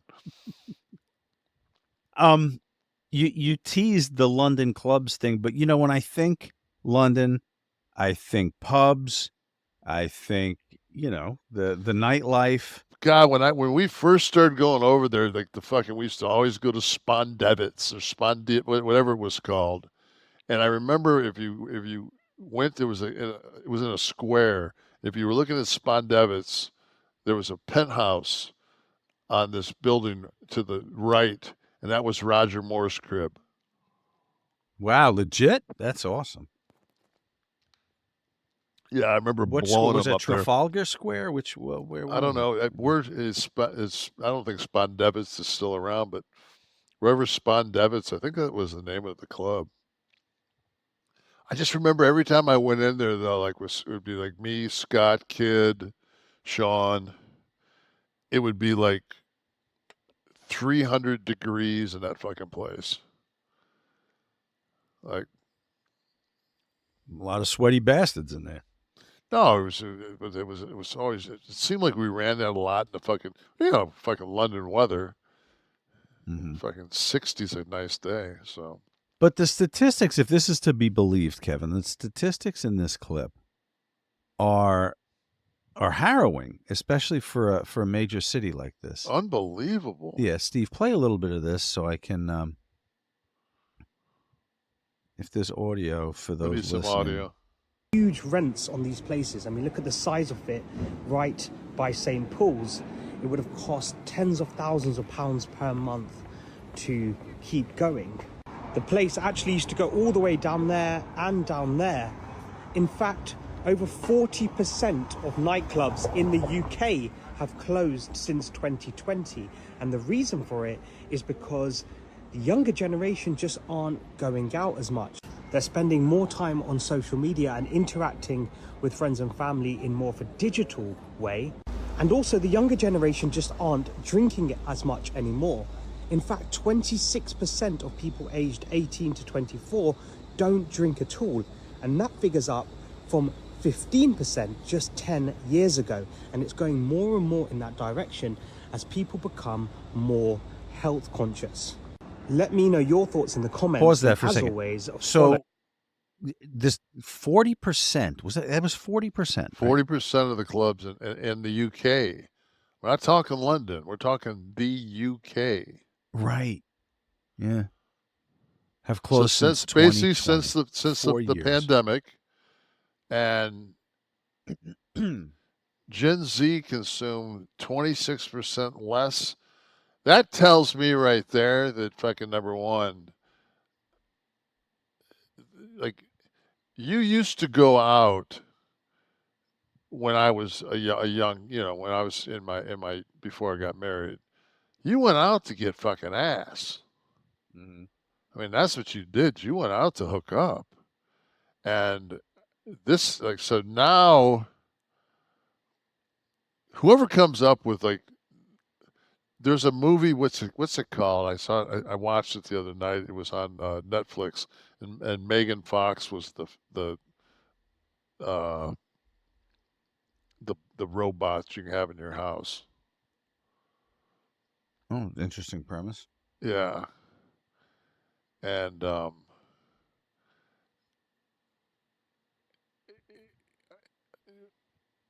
there it is. Subservience. So, yeah. If I'm 25 years old and I got a good fucking job and I can buy a Megan Fox fucking double, and I doubt I'll be going. You wouldn't go to the bar either. Doubt I'll be going out to the club too much. Just saying, you know. But I look at that and I say to myself, like, I guess, like, because this generation, they don't realize, because they don't fucking, they just play video games and they watch fucking TikTok. Mm-hmm. They were like fucking, 3 hours from World War III. So you can be as healthy as you want, but fucking, man, when you vaporize, man, it don't fucking, it doesn't matter. Fucking, you better have a couple of fucking pints in your gut. So. Yeah, I was surprised by the amount of club closures, but when I saw that the not drinking thing, I didn't go to. You see, they attributed it to, like, being more digital and being on the phone and texting and stuff. I went to the rise in THC and the acceptance of THC as opposed to alcohol, which is how is the UK on THC? The world is. Attitudes have changed, and you don't have to go to the pub for it. That's a much more insular thing. Smoke at home, drink at home. So here's some statistics. This is American Gen Z. So 64% of legal age Gen Zers in the U.S. reported not consuming alcohol in the last 6 months. So the last 10 months of my life, I didn't realize it, but I became a Gen Zer. You are absolutely a Gen Zer. Fuck, man. So the other day, my phone spit out, because I've been sitting home now for 16 days or 15 days, whatever it is. Haven't been going to the gym, haven't been doing anything. What do you think my daily time on my phone is? By hours? Yeah, hours and minutes. 4.5 hours a day. 3 hours and 14 minutes. And you know what my number one used, like the most time I'm on? Absolutely. News. Google. Oh, really? Yep.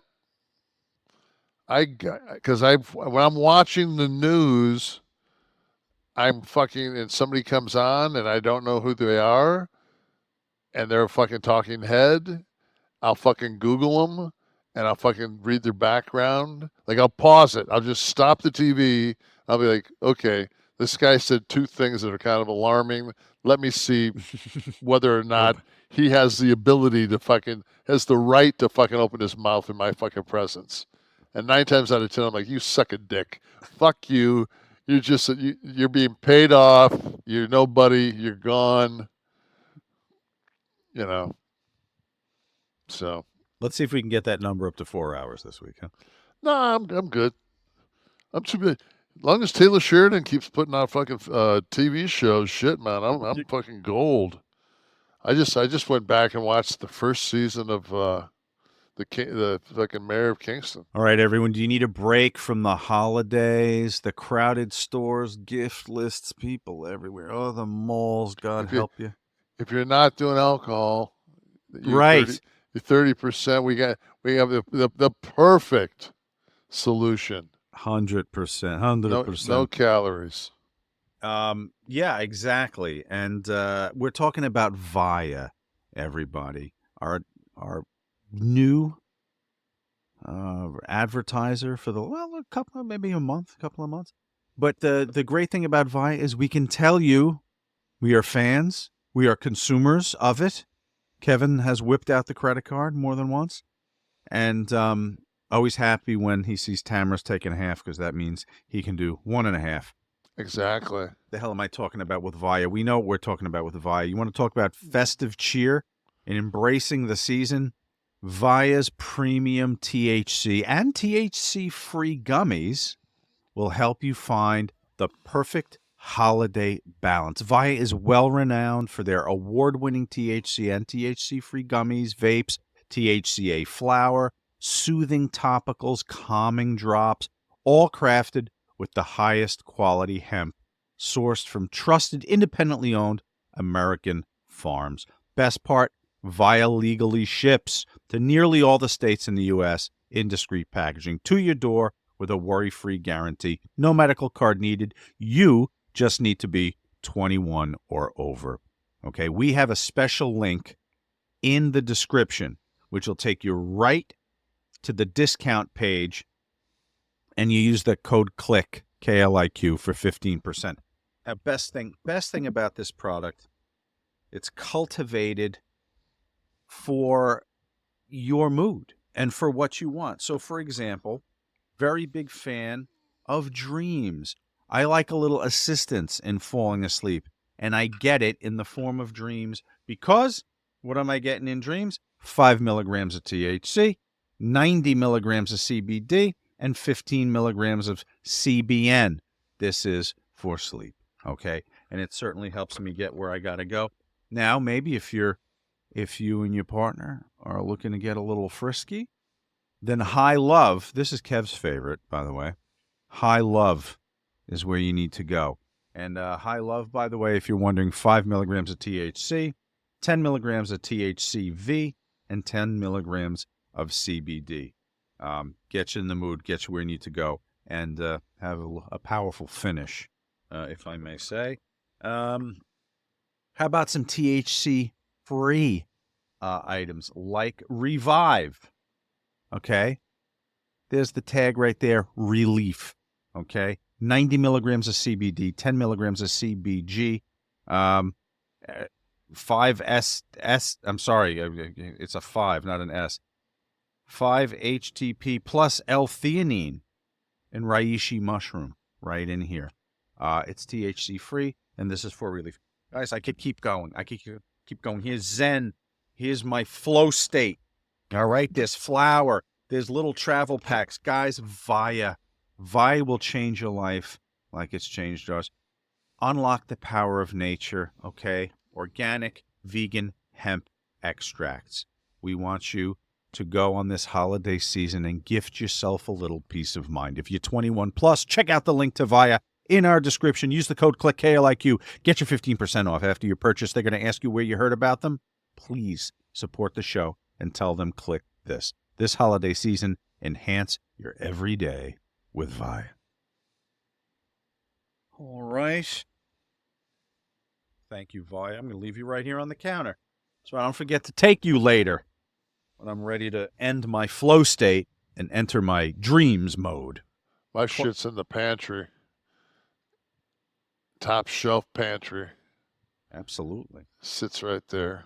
Top shelf where it should be. Yeah, Kev, because what happens is, sometimes you want a snack, and I'm not a big snacker, but it's almost like you just kind of fumble fucking around the house, and then you walk in there, and you're like, huh. my old friend. Those are Fancy tasty. meeting you here. Those are tasty. That'll knock my sweet tooth out. Hashtag AskNash is where you can get to Kevin. Not an easy man to get to. But if you hashtag AskNash, we will find you. Or join the 11 Soft Club at KliqThisTV.com and be here in the live audience for the taping to ask questions and to be a part of the family here. So the P has said, Kevin Sean, the show is fantastic. It's like talking with my older and younger brothers. So much fun. Big Kev. While in the business, did you prefer working heel or face more? And in acting, did you prefer comedic roles to action or dramatic roles? Absolutely heel and comedy. Now, they say you need a part of you to be an effective wrestler on camera. Is it because you are more heel than face in daily life? I'm fucking a prick. Very good. Chris Bonda. I got 51% prick gene, 49%. And 11% Neanderthal. Ugh. Chris Bonduck, any wrestlers that you wanted to get to know better but for whatever reason never got the chance? Not even for reasons of early death or anything, just someone who seemed cool but you just never crossed paths backstage.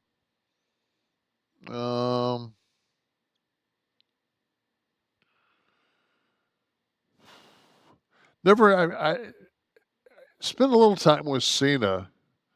When I came back, he seemed like he liked lifting, and he was. I liked his the way he carried himself. He was like I think Cena was like the last old school guy to come through. Interesting. Yeah. Right? Turning point there, maybe. Yeah. Yeah, that was the last. Cena was the last old school guy. Fernum Schneevitz. I didn't get a chance to really know Finn. I knew that we went out. Daniels and Finn and I and Scott went out after a Tokyo Dome show, and we got fucking just like they called it for years. Like when they would get fucked up, like they call it nashed. Like we got nashed last night. See, like I said with Rick, when you become a verb, you made it. Fernum Schneevitz was wondering what new shows you guys have been watching. My wife and I just finished 2 shows on Prime. The first was Joe Pickett, and the second was Cross. Both phenomenal, worth watching if you haven't. Did you hit any of those? Cross is on my list. I just finished Day of the Jackal. I'm watching The Agency right now because that was Richard Gere's first television product. I've always been a Gere fan. Just finished second season of Old Man. Just finished second season of Lioness. What else? Well, I'm watching. I think Landman's fucking excellent. Mm-hmm. I've been a Billy Bob Thornton fan my fucking whole life. Mm-hmm. I mean, I look at somebody and I watch that show, and I think that Sheridan gives him so much fucking leeway to be himself because there's so much of him there. Mm-hmm. And I think to myself, you look at the guy, and he just fucking eats. I love when people just eat the fucking scenes. You know, he just eats everything. If you're in the scene with him, fuck you, man. You know, you got no shot. You got nothing. And then you go back to he was with Angelina like in her prime. Like he was with Angelina in her prime, and the motherfucker was in. I mean, Sling Blade. Goddamn right he was. I got a fucking Academy Award for Sling Blade. So I mean, super fucking super talented. Fucking just that's a cat. Like he's alive. Like I would love to fucking drive cross country with Norm Macdonald. That ain't gonna happen. But fucking, I think Billy Bob would be a fucking. You know the movie. It's a documentary. It was a friend of Farrell's, and he becomes trans. Trans, yeah. What was that called? I think it was his name, whatever his name was. Right? And they go I watched that. Yeah. You watched it? I did. I haven't watched it yet, and I would like to go across country with Billy Bob and just fucking film that, make it a documentary. Please let me shoot that. That would be tremendous. Yeah, Let's reach out to Billy. The film was called Will and Harper. Yeah. On Netflix. I just watched Angelina Jolie. I did watch a movie, a whole movie, start to finish. By the way, congratulate me. I found time to do it. Is it that newest one she put out? Maria. Yeah. About Maria Callas, the opera singer. They said that's fucking good. It's all right. It's a. How's her performance? I thought she was very good. Now, I do know someone that is an opera singer, and she was annoyed by the fact that she thought it was an imitation the entire time. I don't know enough about Maria Callas to know whether this was too imitative, but I thought she was very good, and I thought it was well acted, well shot. Something about it was a little divisive, some imaginary characters that she's talking to throughout the film so we can hear her thoughts. Yeah, I don't always need to be spoon-fed that way, but you let me know when you watch it. Well, I'm in contact with her right now. I mean, my people and her people, and we're trying to get her to play the Miss Felipiak story. So, well, I have a piece of that script. I'll have you know. And, fuck, absolutely. Yeah. And my brother's going to executive produce. So, was there any resemblance, Kev? None. I'm feeling like none based on the story. Miss Felipiak looked like fucking a big giant Polish woman that was fucking 11-time champion downriver arm wrestling. So maybe Carol O'Connor, Archie Bunker could have played her or something. Or B. Arthur. Or B. Who in the audience has something to say? David Van Bogelen, our old friend. How do we feel about the Lions making the Super Bowl for the first time in franchise history? Happy holidays. Merry Christmas to everyone here at Kliq This. Nah. Thank you, Dave. Not going to go all the way. No, the two fucking...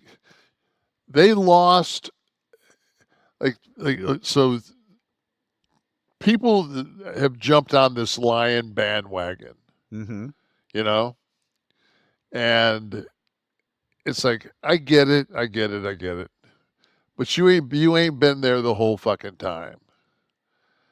And so Campbell, with 12 minutes left, Campbell goes for the onside kick against Buffalo, and they don't recover it. Bills end up getting the ball at the 30, and they fucking go down to score. Everybody fucking that doesn't know this what's going on, are actually, because they're not fucking so emotionally invested. Campbell did that because he had to get his fucking defense off the fucking field. He lost. We lost. The Lions lost last game for the season. 3 of the 11 guys that started the defensive game. ACL, broken jaw, and something else. So it's like, when you've got 13 fucking guys on the disabled, it's like injury reserve, whatever you want to fucking call it, the IR. Mm-hmm. To me, they're disabled, and then you got fucking Hutch up there, and they show him sitting there, and they're like, and he's fucking gingerly walking around the fucking Lions training, and he's running on a treadmill in the water, and he'll be ready to go if we get to the Super Bowl. And I'm thinking, that's great. I mean, because I just want Hutch on the field next year, but if anybody that is a basketball fan, especially anybody that was a fan of the Bad Boys, Netflix has a fucking a documentary about the Bad Boys, and they won back to back, and I think 89 and 90, 88, 89, against the Bulls, right? Yeah, the championships were they beat the Lakers the first one, and then the second one they beat Portland. Right. There, it wouldn't have been the Bulls in the final. And but then that was it, and it took it. But that whole process of them getting to the Celtics, and getting past the Celtics, and then finally battling and fucking getting through Chicago. And then keeping Chicago at bay while they won 2, and then fucking Chicago coming back, and Pippen developing, and then them not being able to win a third one in a row. That was 10 fucking years. Mm-hmm. You know, that was a 10-year process of them being in the fucking hunt. This is the second or third season. This is basically the second season, but it's the third. I think the first year we won, Campbell won like 3 or 4 games. I don't know what it was. And then the next year we won I think we won the last 4 games, and we won like 8 for the year or something like that. Mm-hmm. Maybe I'm wrong. I don't know. And then last year we went to the playoffs. And now this year, you know, we were. But it doesn't have to be a protracted. Jimmy Johnson took over the Cowboys in '89, '92. They were in the Super Bowl. It wasn't like the Cowboys had fucking. How many Super Bowls did they win before that? With Staubach. With it 3. Right. Fucking Lions have never been to a goddamn Super Bowl, and it's 2024. But I'm saying to turn a team around. No, you're not turning. You've already got a fucking winning. You've created a winning fucking. Why are the Steelers always so fucking good? The system. And it's like they've had 3 coaches since I've been alive. You know, was it Knox, Cower, and I guess long term. Name the fucking Detroit. Like, I'll sit there and watch college football, and Gary Danielson is one of the fucking announcers on college football. And Gary Danielson was our quarterback for several years at Detroit. And I look back at like Greg Landry, when Landry, like people, they'll say, "Oh yeah, I'm a Lions fan. I love Barry Sanders, motherfucker." If you're not bringing up Mel Farr and Altie Taylor and fucking, we fucking took in the first round a white dude, fucking Steve Owens. I think he played at Oklahoma. I mean, Landry ran for 720 yards one year. The only other quarterback that ran like Landry did was Bobby Douglas for the Bears. Bobby Douglas was a big giant fucking. He was like Allen, but I think he was a lefty. But I mean, So you're not expecting it. You're not expecting. I'm not. I mean, I would love for them to, but I mean, fuck, you know, they've got as tough of the last 4 games as anybody. I didn't think they would get by Buffalo. Mm. You know, you're not gonna beat top tier teams when they're fucking banged up. Like, look at the Rams, how banged up they were at the beginning of the year, and as they got healthy, now all of a sudden the fucking Rams are fucking, you know, the Rams beat the Bills 44-42. I know that's a real wild card thing, though. Anyone can become injured at any time. Any team on top, it can all. Well, that's turn like around. Mahomes. Mahomes, like great example. Yes. Nobody knows. I mean, I think the big talk is whether or not they fucking hold him out this week. Right. And it's not a bad decision. Yeah. I mean, right now, I look at everybody. I'm like, the Eagles are fucking the team to beat. Period. There's nobody else in pro football that when you get to the 2-yard line is 99% going to jam it up your ass because they've got so many monsters up front. Yeah. Yeah. Anyone else in the audience want to wrap us up? Who can bring it home?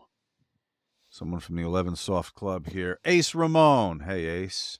Do you still think Travolta's gay? No, I know he is. And there's nothing wrong with that. No, there's nothing wrong with it. I tell people all the time, it's like I wasn't a homophobe. I fucking tell the story that he fucking hit on me as a fact of like, hey. People still talk about that clip from our show? Yeah, but I mean, I look at it as, clip. Hey, motherfucker, John Travolta fucking thought I was hot enough to fucking hit on me. It's a badge of honor. Fuck yeah. I mean, you look at John Travolta, what he created in his fucking life. He started fucking disco with Saturday Night Live or Saturday Night Fever. Yeah. He Grease. He started the whole fucking line dance, fucking bullshit and Urban Cowboy. I mean, he did Grease, and then he fucking comes back and fucking stars in Pulp Fiction, one of my favorite films. So, and he was fucking excellent as Vinnie Barbarino. Kliq This is a production of Butch and Sundance Media, produced in association with Podcast Heat, created by Tristan Nash, Kevin Nash, and Sean Oliver, producer Steve Kaufman, graphics by Dominic DeAngelo. Title, sequence, and audio edit by Wesley Buck Zumhoff's Hard Drive Burleson. Theme song by Dale Oliver. Technical research by Tristan Nash. Copyright 2024. Butch and Sundance Media. Kev, want to do another one after Christmas? Only if we can get Rita Felipiak on a 10-day with the Lions and put her on that fucking D-line.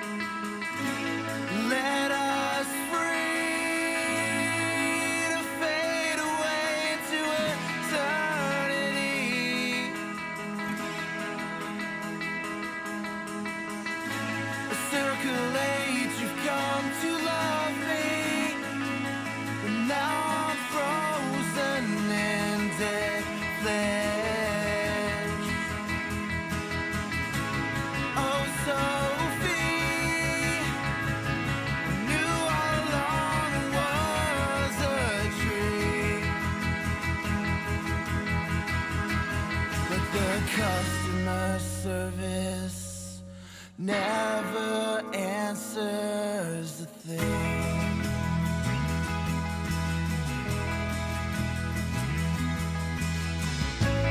Let us free to breathe in air we're supposed to breathe. Through twists and turns you've come to love.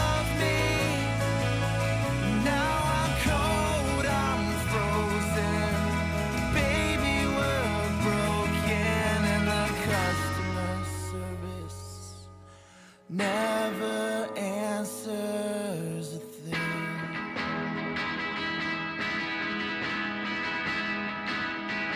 Yeah, the customer service never answers.